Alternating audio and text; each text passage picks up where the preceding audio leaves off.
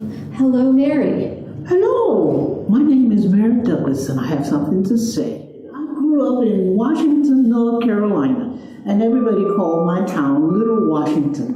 And I said to people, do you know why they call it Little Washington? And they said, no. I said, well, I'm going to tell you why it's called Little Washington. The Washington, North Carolina was the first Washington named after George Washington. And we call it Little Washington because we have Washington, D.C., that's the big Washington, and my place is Little Washington. And it's on the eastern shore of North Carolina. When I came north, I was about 14 when I got in high school. And I wanted to be a teacher, but I had so many things that I wanted to do. So I spoke with and the other teachers wanted me to be what they were. Like home economics teacher wanted me to be a home economist. The French teacher wanted me to be a French teacher. The one in a commercial, she wanted me to be that. Everybody wanted me to be what they were. So I talked with the principal, and he says, Mary Albritton, which was my maiden name, what do you want to do? I said, Professor Daniel, you know, I want to do different things. I tell him I was going to do arts and crafts, I want to do physical ed, I want to sing, I want to do other. Oh, he said, you want to do all those things? He said, well, I tell you what, if you want to do all those things, the best thing for you to do is to go to school and be an elementary teacher. And you can do all those things that you want to do. I said, oh, that's good. Where should I go? He said, well, the closest school for you is Eastern Carolina, which is about 22 miles. Couldn't go there at that time. So I didn't worry about that. So they said, the next school for you to go is to go to Elizabeth City State Teachers College. So I said, okay. That was about 80 plus miles from Washington. So I signed up to go to Elizabeth City. So I started in Elizabeth City in 48, in September 1948. And it was a pleasure to be there. And quite naturally, I was smart. I finished valedictorian in my class. So I was smart. I was smart, and I tell them when I went to Elizabeth City, I was on the honor roll or the dean list every quarter that I was there. And when I graduated number 5 in my class. So I thought I was pretty smart. And I tell them, as you get older, you don't be as smart as you used to be, but I'm still smart. So when I got ready to retire, and my husband was alive, he says, what are you going to do after you retire? I said, oh, honey, I call him honey.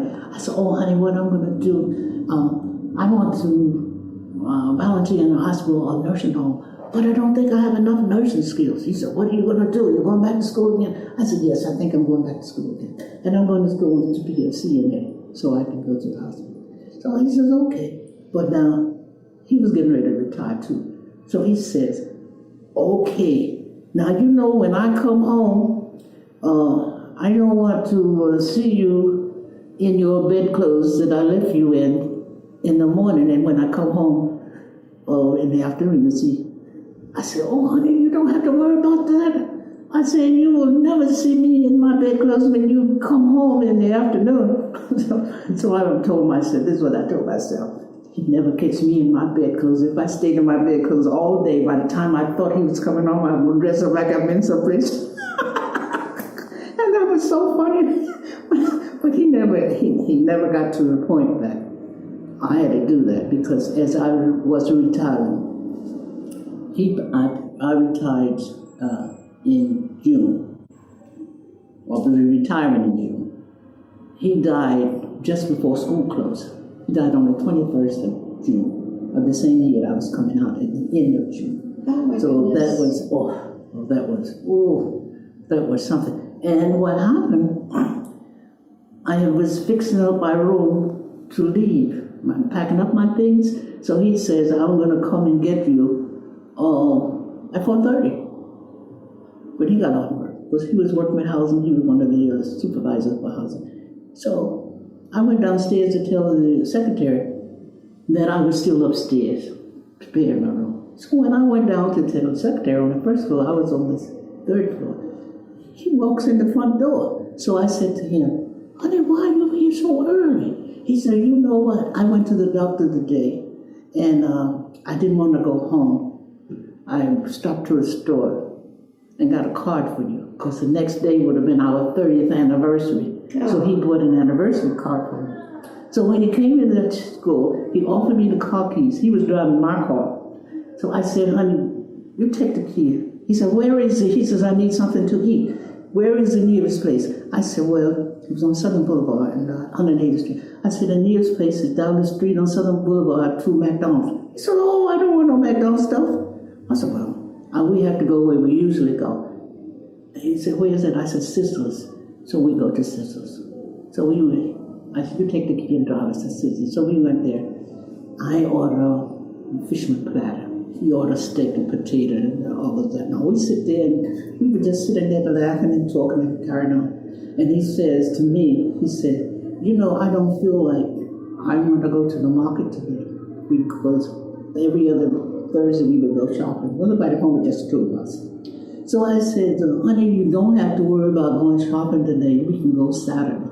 He says, that's okay. I said, yes, we can go Saturday. So we ate and we went on home and was taking things out of the car. I went upstairs. She said, oh, you don't want to pull anything, because he had a heart attack, but he was back to work. So we went upstairs. Oh, later on, and he'd never traveled from home in his uniform that he worked in at the work. He would put on his civilian clothes. Our civilian clothes was regular street clothes. So he would took his clothes off, washed his hands and everything, and the Wheel of Fortune was coming on. So he lay down on the bed and looked at Wheel of Fortune. I lay on the side of the bed with him. I didn't have nothing on with my panties and my bra. And I told him that I had to put a hem in my dress because we was invited to a graduation party. So I said to him, honey, do you mind me sitting on the side of this bed putting him in this dress? Oh, so he said, oh, no. I said, oh, my goodness. I said, you know what? You are so nice today. so put him in the dress. And then I got to go from here to the back of that room to the kitchen to put the iron board up. And I thought I heard him gasp. So what's wrong with him? I thought he was in the bathroom. I went back in the room. He was on the bed with his head thrown back, his mouth, his eyes closed. And I said, honey, what's wrong with you? Say something to me. He didn't say nothing to me. I thought he needed mouth-to-mouth resuscitation. So I blew into his mouth, and he just slobbered all over me. So I just turned his head, and the garbage can was there. And now I'm going to call 911. And I'm half closed. And I called 911, and they questioned me and said, well, what's wrong? Where are you? What do you think happened? Oh, I said, I think he's having a seizure. Because they say, you don't say you think somebody's died, because hearing is the last thing that goes, so you don't say that. So I said, I think he's having a seizure. They said, well, where are you? I told them where I was. They said, are you sure you're where you said you were? I was, oh God, I was just a crazy lady. So I said, sure, I am where I said I am. Don't worry, I will be there in no time. And now I'm talking to him now. Oh, honey, where are my clothes? I got to get some clothes on. And I'm talking to him now. He's just out. And I said, oh, honey, where's my clothes? And I finally put something on. And a knock came on the door. Well, I knew that it was them. When the knock came on the door, there was 2 paramedics. And there was 4 policemen. I didn't know them. Oh, my goodness. So the people downstairs wanted to know where the paramedics was going. So they told him that, they said it was going to 14D. So he said, look, I just saw those people go upstairs. So the paramedics came in and the police came in. So the paramedics said, where is he? I said, he's in the back room on the bed. So the paramedics went back there. He looked back at me. He just went there and turned around, came back. And he said, he'll tell the police it's the DOA. Oh God, he said DOA. Now you know I'm crazy now for sure. So the 2 paramedics left. 2 policemen left. 2 policemen stayed. And they started questioning me. They wanted to know the last time he had been to the doctor. I said, he was to the doctor today. They said, do you have the doctor's telephone number and his name? I said, sure. So I gave it to them. And they called the doctor. So Dr. Rollins says, oh yes, Mr. Douglas was here today. And he seemed to have been all right. So that's all they want to know, because if you went to the doctor within 72 hours after death, you don't have to go to the mall. Oh. So okay. Then the policeman was asking me about, now they're getting ready to do the death certificate.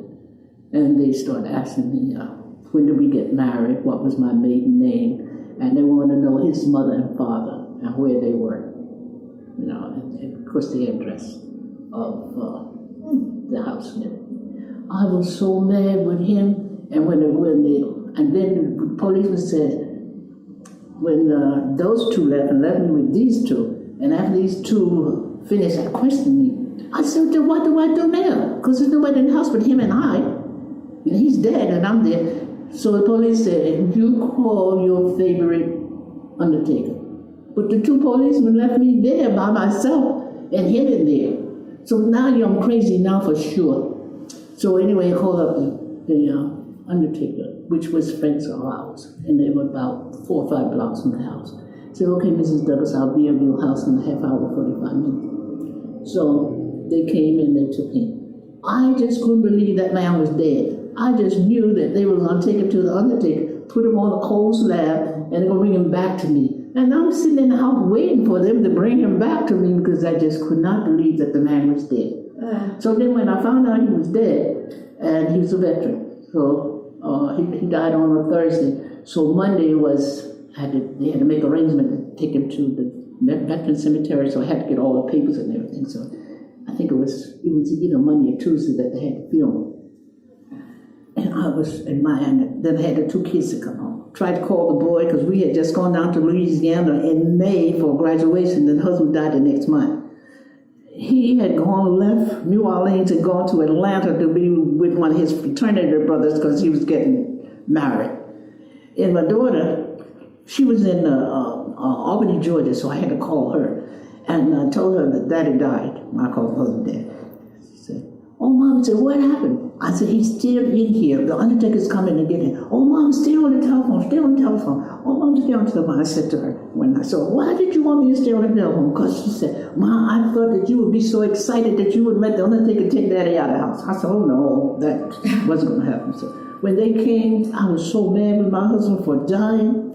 I didn't want nothing in the house that belonged to him. I said, everything in here belonged to him. I get it out fast, everything. Give him salvation. I don't want nothing in here. Fishing rod and everything. Get rid of everything. And I just went on. I was just so mad with him. So one day I I stopped by the funeral parlor for something. And he had some little pamphlets up there. And I took one, and it was in reaction after death, something like that. And I looked in there, and I read it. And what was so funny, everything that I was acting was normal. I didn't even know I was acting normal.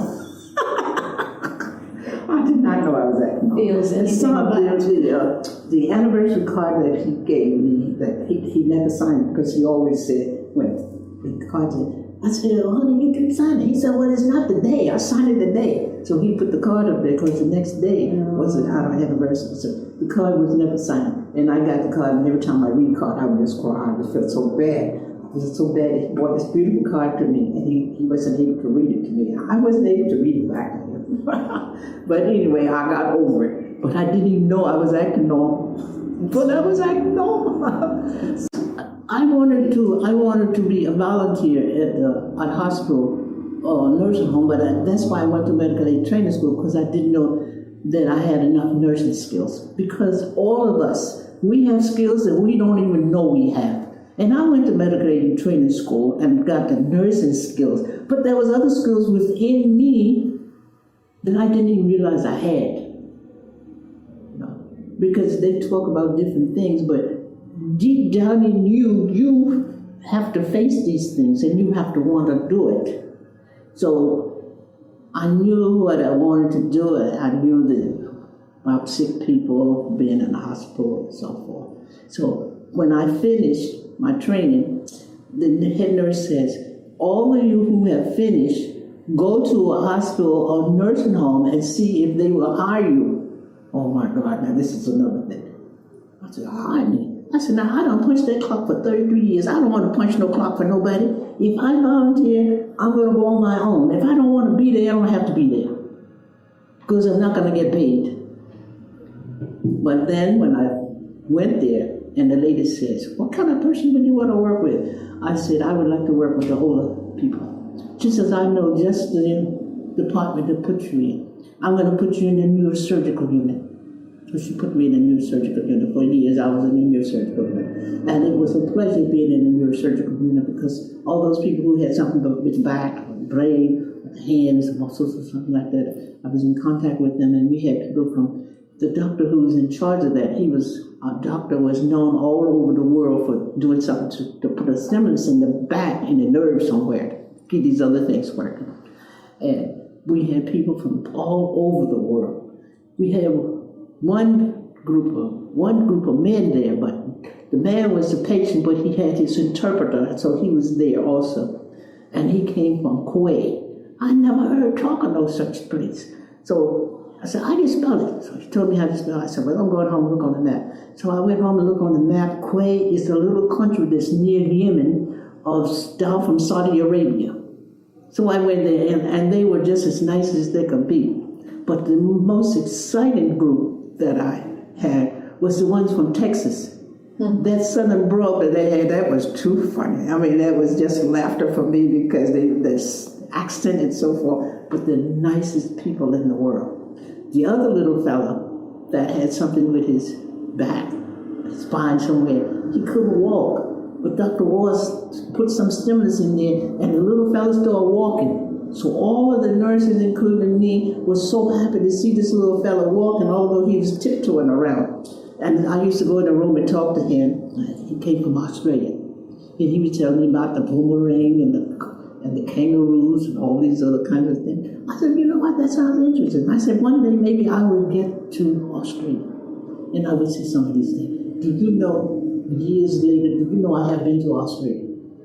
I'm not New Zealand. And these things that he was telling me about the kangaroo and the boomerang and Richard, what is it? Aboriginal people. Yeah. You know, we had been told that they were fuzzy hair, had the blonde fuzzy hair. So when I got there, I'm looking for some of these things. You know, sometimes people tell you different things and you believe it until you see them. When I got to Australia, we landed in, when we left New York, we flew from Las Vegas. I spent a whole week in Las Vegas. And then we took the plane from Las Vegas and flew all the way to Auckland, New Zealand, and caught a ship, and sailed all around New Zealand, and came back up around the Tasman Sea and wind up in Sydney, Australia. So this is where our hotel is now, in Sydney, Australia. So we took tours from Sydney, Australia to go up to Cairns, and we went out to Great Barrier Sea. When I went up to Kansas, that's when I saw the Aborigine. Those Aborigines had educated themselves, looked just like our Black American people or white American, whatever you see. I didn't see anybody with fuzzy hair. They had educated themselves. They looked just like anybody else. I didn't know where you would find these fuzzy-haired people. So I went out to the Great Barrier Reef, which is one of the wonders of the world. And went out there, and you could put on your diving suit if you want to. I don't know how to swim, so I didn't put one on. But I caught the glass bottom boat and went around out in the Great Barrier Reef, and you could see all the animals and that's in the water and everything. It was just absolutely beautiful, absolutely beautiful. But I'm telling you, when I tell people that the first place that I've been is Australia, and when I was in Sydney and when I was in Cairns, it was a section there that they had the animals that you could go feed the animals, you know, for the adults or for the children. So I'm like one of the kids, so it was a man there. I got some food in my hand to feed the kangaroo. Can you imagine? The kangaroo eating out of my hand? That's and then we went inside, then we went in, sure, I was want to see the kangaroo in the Bronx Zoo, and you wouldn't dare to touch him. And here I am feeding the kangaroo out of my hand, and because they are trained now for people. And we went into another little place there, and they had a cool bed. I wanted the bear. I had some pictures of this and that. I said, this is fascinating. This is something that you see in a book, but you don't really see it as a real thing. You see on a picture. Yeah. But there, all of the pictures that I had seen come back to my mind, but me with this real animal in my hand, and he's hugging me up here and all that. You know, I felt like I was on top of the world. That's remarkable. And the Aboriginal men was showing us how to throw the boomerang. And then you saw it somewhere and they go out and come back to you and all this. It was quite exciting. And I always tell people that one of your best trips or learning things, one of the best things for learning is to take a trip. Because you see things that you think you would not see. The people were kind and the food was good. You know, you just have to go to these places and see how people are. And I had a beautiful stay and a beautiful time. Well, I had to do that. I came up at AMEZ, and they were Christian people. And we had to go to church, and we had to go to Sunday school. I wound up being the Sunday school teacher, wound up being the superintendent. So the superintendent, you have to prepare everything for everything else. And if you were kind, the kids would come. But if you were a mean spirit, you would push them away. So I always said, I didn't want to be the kind of person to push you away. So I would just love everybody, and the little kids and so forth and so on. And the seniors, the adults, I just admired them, you know. You know what, we have seniors that people don't just admire and are not kind to them. And I always said that I would be nice to them because when I get old, I want somebody to be nice to me. But I must understand that I had to be nice to somebody. And when I'm going to the hospital, and I have to go in the hospital to don't take no order, just do the beds or whatever, help somebody to the bathroom or whatever. And I walk in there, don't know nobody's name, you know, they're assigned to. I walk in and I said, "Good morning, my love, how are you?" And they look at me so funny. And the nursing attendant said, "Douglas, you went in there and the man smiled or the lady smiled and treated you." I said, "Sure." So I tell the patient, I said, you know what my purpose is here for you? My purpose here with you is to help you get well. They said, how are you going to help me get well? I said, well, this is what I'm going to do. I'm going to be as nice as pie with you. I'm going to do everything that you ask me to do that I can do, and I'm going to try to make you comfortable. And that's how I'm going to get you well. I said, I don't want to come in here looking all mean at you, because if I come in here looking all mean at you, you know what's going to happen? Your pressure's going to go up. And so your pressure's going to go up because you want to say to yourself, what did I do to her? And then I tell the other ones, you know that we have people in the hospital who you find everywhere. They are so used to bad language and people saying ugly things. They don't think it's ugly, they think it's just, when somebody come in and says something nice, they don't know how to take it. They don't know for sure whether you're real or not.